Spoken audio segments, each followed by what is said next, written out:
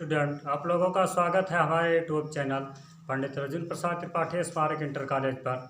हम सब अध्ययन कर रहे थे क्लास 12th के चैप्टर 5 में वंशागति और विभिन्नताएं।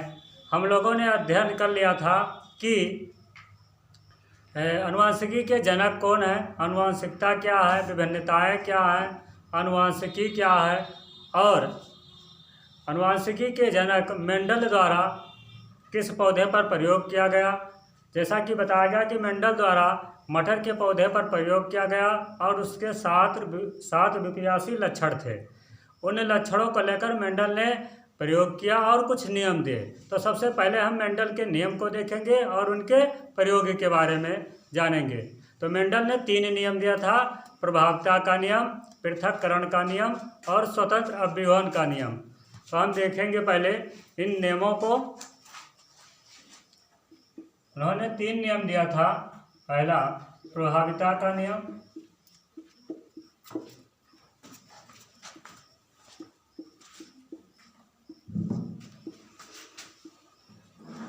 दूसरा नियम उन्होंने दिया था पृथक्करण का नियम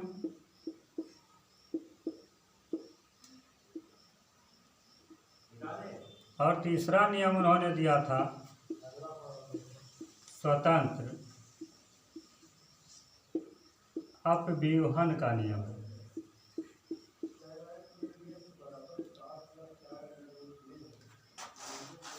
मेंडल ने 3 नियम दिया था: प्रभाविता का नियम, पृथक्करण का नियम और स्वतंत्र अपव्यूहन का नियम।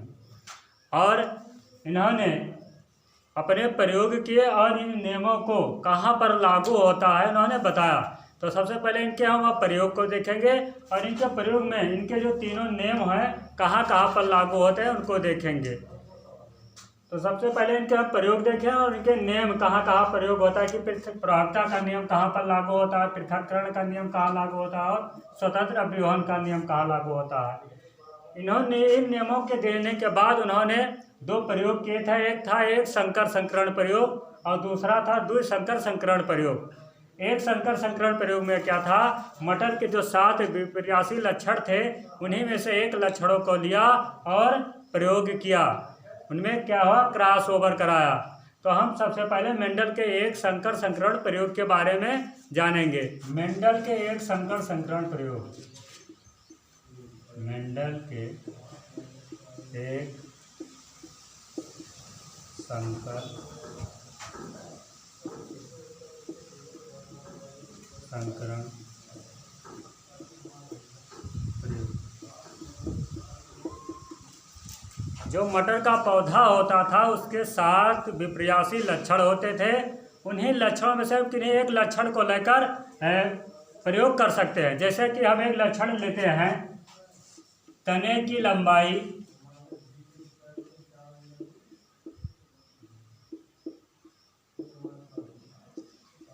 और कहा विपरीयासी, यानी इसका प्रभावी रूप था एक होता था अप्रभावी रूप।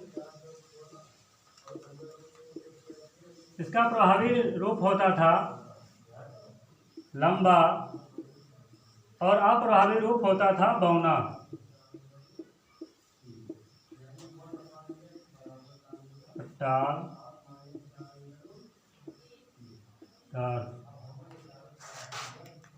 अब हम एक लक्षण को लिए जैसे तने की लंबाई और इनके बीच क्रॉस करा। तो मेंडल ने बताया कि जो विपरीयासी लक्षण होते हैं इन्हीं के बीच इन्होंने क्रॉस कराया और एक पौधे का नर भाग लिया और एक पौधे के मादा भाग को चुना। जैसे हम लेते हैं एक पौधा, मान लीजिए कोई लंबा है, उसका हम नर भाग लेते हैं, और कोई पौधा बौना है, मान लीजिए इसके हम नर भाग को लेंगे और इसके मादा भाग को।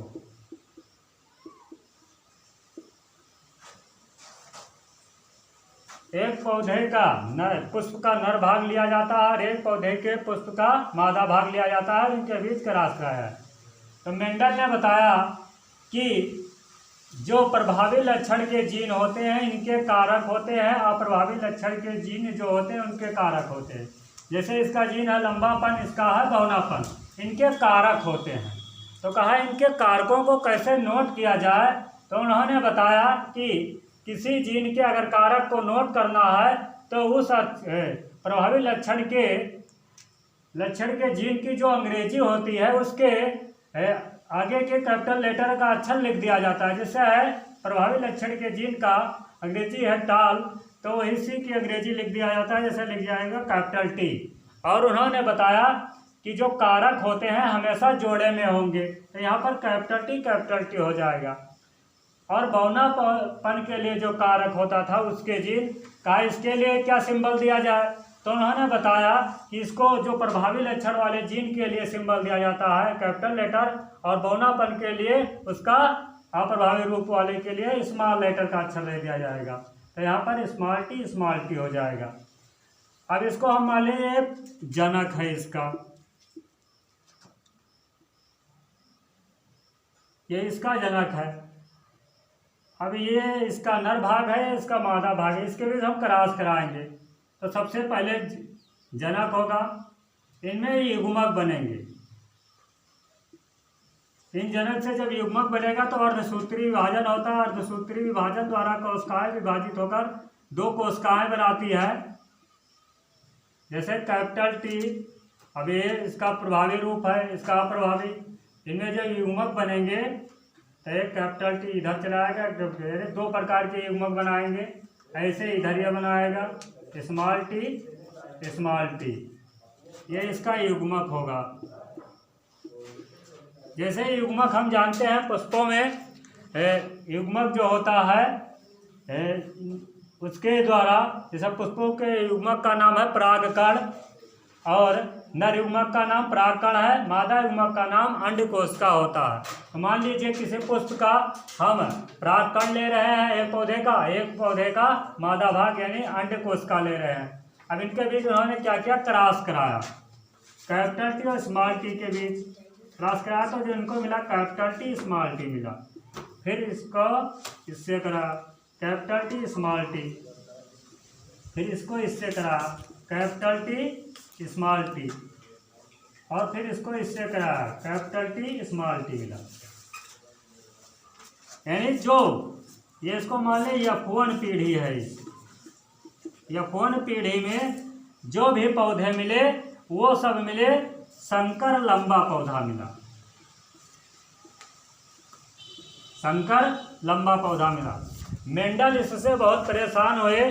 उन्होंने कहा कि हमने एक लंबा पौधा था और एक बौना पौधा था, इनके बीच अगर क्रॉस कराया तो ये जो अगली पीढ़ी में पौधा बना न वो लंबा ही था न बौना ही था, जो भी था संकर लंबा था, या इसको हम अशुद्ध लंबा भी बोलते हैं।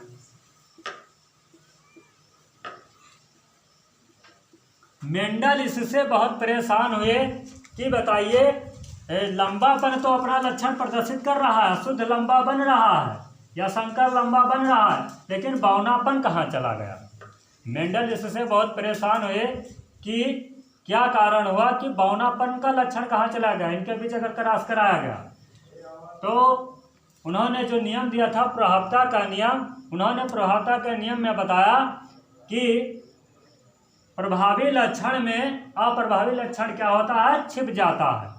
यानी जिनमें केवल प्रभावी वाला लक्षण ही अपना जीन प्रदर्शित कर पाता है, अप्रभावी लक्षण वाला जीन अपना लक्षण प्रदर्शित नहीं कर पाता है। तो यहाँ पर जैसे बना कैपिटल टी और स्मॉल टी, तो इसमें लंबापन में बौनापन क्या हो गया, छिप गया।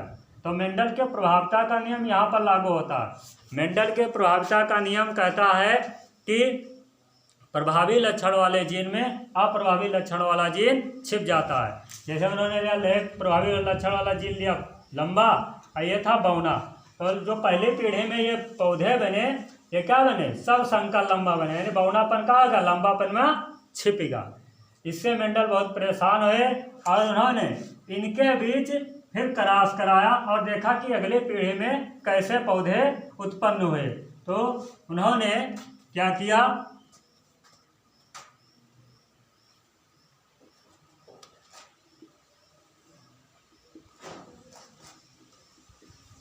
F1 पीढ़ी वाले पौधे के बीच स्वपरागण कराने पर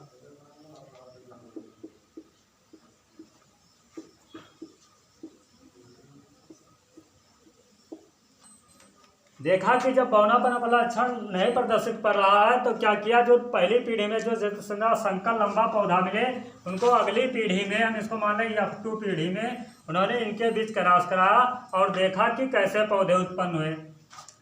तो ऐसी होगी कैपिटल T और इनके बीच जब क्रॉस करा, एक पौधा इसको हम मान लें ये नर भाग है, इसको मान लें ये मादा भाग है, इनके बीच क्रॉस करा, सेम वही होगा। ये इसके जनक मान लिए जाए, युग्मक बनेंगे।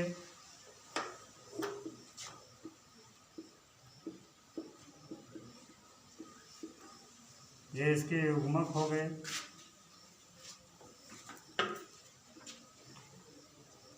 और फिर इन्होंने इनके बीच क्रॉस कराया F4 F2 पीढ़ी में, कैपिटल T और इसके तो मिला कैपिटल T, फिर इससे करा कैपिटल T और स्मॉल t, फिर इनके बीच क्रॉस करा तो मिला कैपिटल T, और फिर कराया तो मिला स्मॉल t। यानी अगली पीढ़ी में जो मिला इन पौधा, पहली पीढ़ी वाले पौधे में स्वपरागण कराया और जो मिला पौधा, तो एक मिला कैपिटल T रहे, तो कैपिटल T रहेगा तो कौन सा बनेगा, लंबा बनेगा। और एक कैपिटल T है, एक स्मॉल t है, नहीं तो बौनापन लंबापन में छिपा हुआ है, तो ये क्या होगा, अशुद्ध लंबा या संकर लंबा हम कह सकते हैं, संकर लंबा। ये भी होगा संकर लंबा। और एक पौधा जो बना, ये बना बौना। तो F2 पीढ़ी में जो पौधे मिले, एक मिला लंबा, एक दो मिले संकर लंबा और एक मिला बौना। और इन्होंने इसको एक अनुपातीय रूप में बताया लिखने के लिए। कहा इनको दो तरह से अनुपात के रूप में लिखा जाता है, एक फिनोटाइप के रूप में बताया और एक बताया जीनोटाइप के रूप में। फिनोटाइप हम तुरंत देखकर बता दें कि कितने लंबे हैं, 1 2 3 है, लंबे तो है लेकिन संकर ही लंबे तो क्या लंबे हैं, 1 2 3 लंबा है। बौना कितना है, 1 तो 3 अनुपात 1। लेकिन जीनोटाइप आता है जो शुद्ध हो, एक चीज को बताना चाहिए, शुद्ध लंबा कितना है 1, संकर लंबा कितना है 2, और बौना कितना है 1 अनुपात 2 अनुपात 1। ये पूछा जाता है कि मेंडल के एक संकर संकरण प्रयोग में अनुपात क्या था, तो 3 अनुपात 1 फिनोटाइप का अनुपात है, जीनोटाइप का अनुपात पूछा जाएगा तो 1 अनुपात 2 अनुपात 1। एक बार हम फिर से देख लें, मेंडल ने अपने एक संकर संकरण प्रयोग में क्या किया कि वो 7 मटर वाले जो पौधे थे, वो विपर्यासी लक्षण थे, उनके बीच एक लक्षण को लिया और क्रॉस कराया। जैसे हमने लिया तने की लंबाई, इसका प्रभावी रूप होता था लंबापन, इसका अप्रभावी रूप होता था बौनापन, इनके बीच क्रॉस कराया। तो एक पुष्प का इन्होंने नर भाग चुना और एक पुष्प का मादा भाग चुना, और एक का नर भाग चुना एक मादा भाग, फिर इनके बीच क्रॉस कराया।